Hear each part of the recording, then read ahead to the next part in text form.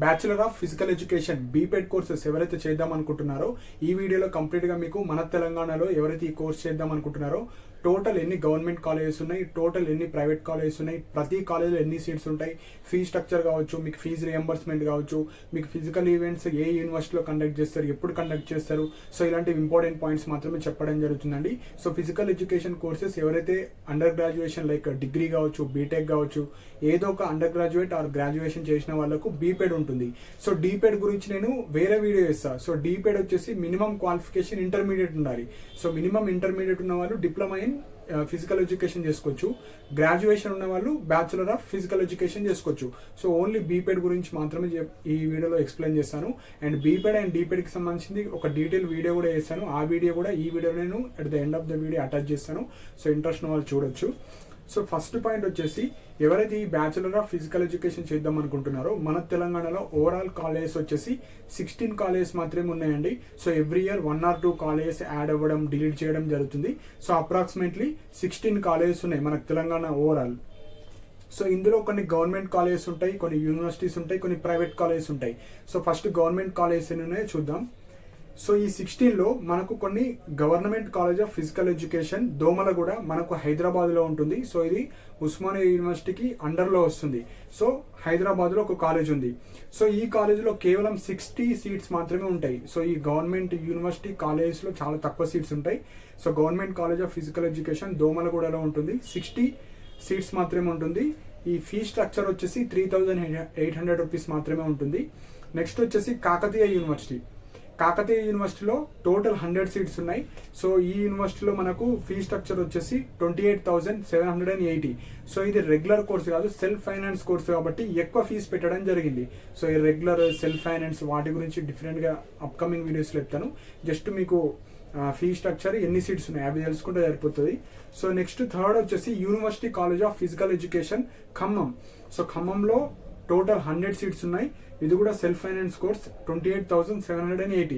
So self finance course అంటే ఎక్కువ fee ఉండడం జరుగుతుంది. సో మెయిన్గా ఇంట్రెస్టెడ్ స్టూడెంట్స్ రావాలి ఈ కోర్స్ చేయడానికి, వాళ్ళు ఫీ అనేది ఎక్కువ పెంచుతారు.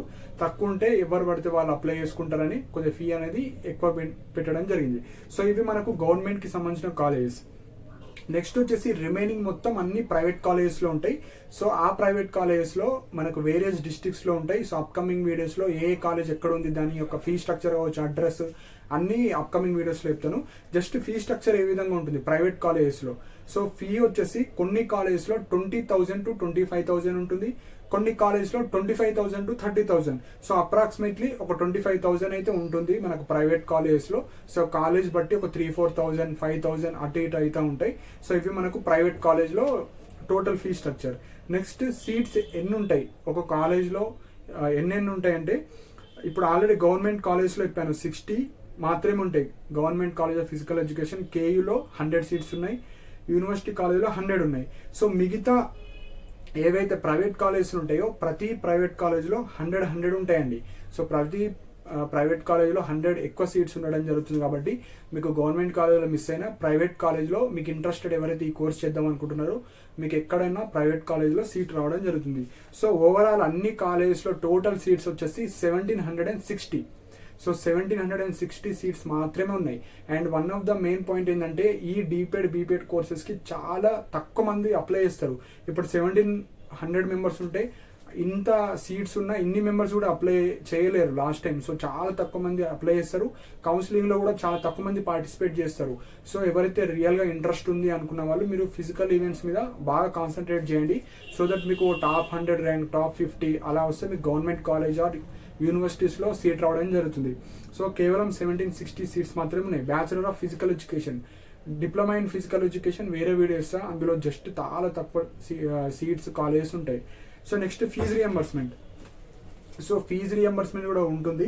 సో ఎవరైతే ఎస్సీ ఎస్టీ క్యాస్ట్ వాళ్ళు ఉంటారో వాళ్ళకు మీకు ఇన్కమ్ సర్టిఫికేట్ ఉన్న వాళ్ళకు మీకు ఫుల్ ఫీజు రియంబర్స్మెంట్ వస్తుంది. అదే ఎవరైతే ఇన్కమ్ సర్టిఫికేట్ లేని వాళ్ళు ఉంటారో మీరు టోటల్ ఫీజు పే చేయాలి. అదే బీసీ ఈడబ్ల్యూఎస్ క్యాండిడేట్స్ ఉంటారో మీకు పార్షియల్ ఫీజు రియంబర్స్మెంట్ వస్తుంది. 13,000 to ఒక 15,000 మధ్యలో మీకు ఫీజు రియంబర్స్మెంట్ వస్తుంది. సో మిగతా అమౌంట్ ఏదైతే ఉంటుందో అది మీరు పే చేసుకోవాలి. ఎగ్జాంపుల్ ఒక 20,000 కాలేజ్ వచ్చింది, సో మీకు పార్షియల్ ఫీజు రియంబర్స్మెంట్ ఉంటుంది, మిగతాది ఒక 6,000-7,000 మీరు పే చేసుకోవాలి.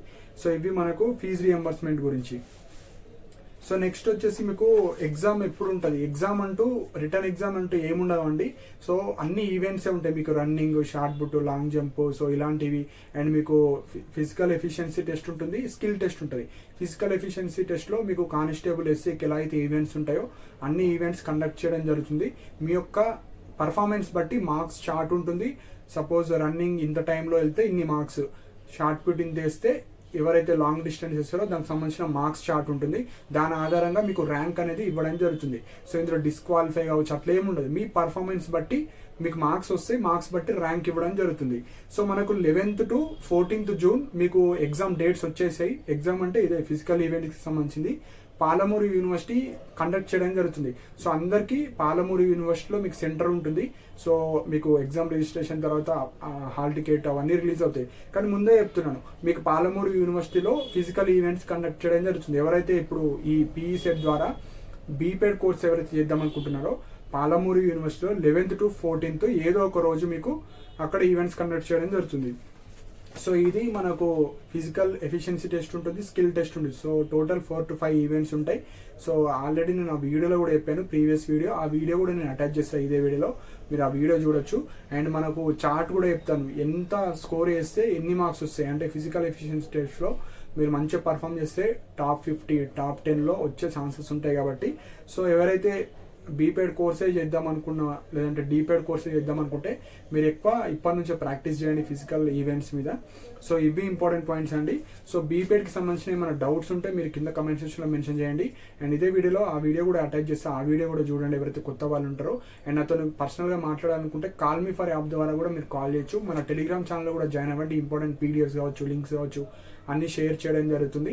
సో మీకు ఏమైనా డౌట్స్ ఉంటే కింద కామెంట్ సెక్షన్లో మెన్షన్ చేయండి. అండ్ ఇలాంటి అప్డేట్స్ కోసం మన ఛానల్ని సబ్స్క్రైబ్ చేసుకోండి. And thank you for watching my video.